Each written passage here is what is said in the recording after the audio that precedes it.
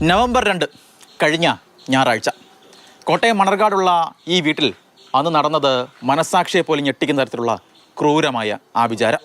55 വയസ്സുള്ള ദാസും ഭാര്യ സൗമിനിയും 3 മക്കളുമാണ് ഈ വീട്ടിൽ താമസിച്ചിരുന്നത്. മൂത്ത മകൻ അഖിൽദാസ് 1.5 ആഴ്ച മുൻപാണ് കോട്ടയം കോടിമത സ്വദേശിയായ ഒരു പെൺകുട്ടിയെ വിവാഹം കഴിച്ച് ഈ വീട്ടിലേക്ക് കൊണ്ടുവരുന്നത്. മകൻ കല്യാണം കഴിച്ചു കൊണ്ടുവന്ന പെൺകുട്ടിയുടെ ശരീരത്തിൽ ചില ദുരാത്മാക്കളുണ്ടെന്ന് ഭർത്തൃമാതാവ്.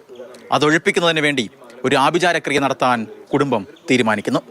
പൂജ നടത്തുന്നതിന് വേണ്ടി തിരുവല്ല മുത്തൂർ സ്വദേശിയായിട്ടുള്ള ശിവൻ തിരുമേനി എന്ന് വിളിക്കപ്പെടുന്ന ശിവദാസിനെ ഈ വീട്ടിലേക്ക് വിളിച്ചു കൊണ്ടുവരുന്നു. കഴിഞ്ഞ ഞായറാഴ്ച രാവിലെ 11 മണി മുതൽ രാത്രി 9 മണി വരെ ഏകദേശം 10 മണിക്കൂർ നീണ്ട ആഭിചാരക്രിയയും പൂജയും. ഈ പെൺകുട്ടിയുടെ ശരീരത്തിലെ ബാധ ഒഴിപ്പിക്കണമെന്ന് പറഞ്ഞുകൊണ്ട് പെൺകുട്ടിക്ക് ആദ്യം മദ്യം നൽകി. കത്തിച്ച സിഗരറ്റ് ഉപയോഗിച്ച് പെൺകുട്ടിയുടെ മുഖത്ത് പൊള്ളലേൽപ്പിച്ചു. ഭസ്മം ബലമായി തീറ്റിച്ചു. സ്ഥിരമായിട്ട് കുടുംബ കാര്യങ്ങളിലൊക്കെ പോയി ബന്ധപ്പെടുന്ന ഒരു മന്ത്രവാദിയുണ്ട്.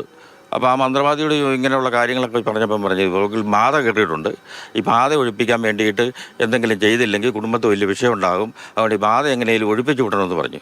അപ്പോൾ ഈ മന്ത്രവാദിയാണ് സത്യത്തിൽ ഇവരെ ഈ കുരുക്കിയത് ഈ വിഷയത്തിൽ.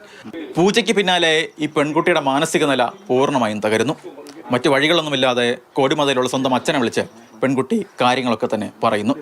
പെൺകുട്ടിയുടെ പിതാവ് മണർകാട് പോലീസിൽ ഒരു പരാതി നൽകുന്നു. ആ അന്വേഷണമാണ് ഈ കൊടും ക്രൂരകൃത്യം പുറത്തേക്ക് വരുന്നതിൽ നിർണായകമായത്. ഈ സംഭവവുമായി ബന്ധപ്പെട്ട 3 പേരെയാണ് നിലവിൽ ഇപ്പോൾ പോലീസ് അറസ്റ്റ് ചെയ്തിരിക്കുന്നത്. പൂജകൾക്ക് നേതൃത്വം നൽകിയ തിരുവല്ല മുത്തൂർ സ്വദേശിയായിട്ടുള്ള ശിവൻ തിരുമേനി എന്നറിയപ്പെടുന്ന ശിവദാസ്, ഈ പെൺകുട്ടിയുടെ ഭർത്താവ് അഖിൽദാസ്, ഇയാളുടെ പിതാവ് ദാസ്, ഈ 3 പേരെ പോലീസ് അറസ്റ്റ് ചെയ്തിട്ടുണ്ട്. ഒപ്പം ഈ ഭർത്തൃമാതാവായിട്ടുള്ള സൗമിനി അവരിപ്പോഴും ഒളിവിൽ തന്നെയാണ്. അവർക്ക് വേണ്ടിയുള്ള അന്വേഷണം പോലീസ് തുടരുകയാണ്.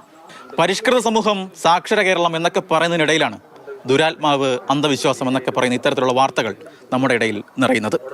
കഷ്ടമെന്ന് മാത്രമേ പറയാനുള്ളൂ. കോട്ടയത്ത് നിന്ന് ഷിനോജസ്റ്റി, മാതൃഭൂമി ന്യൂസ്.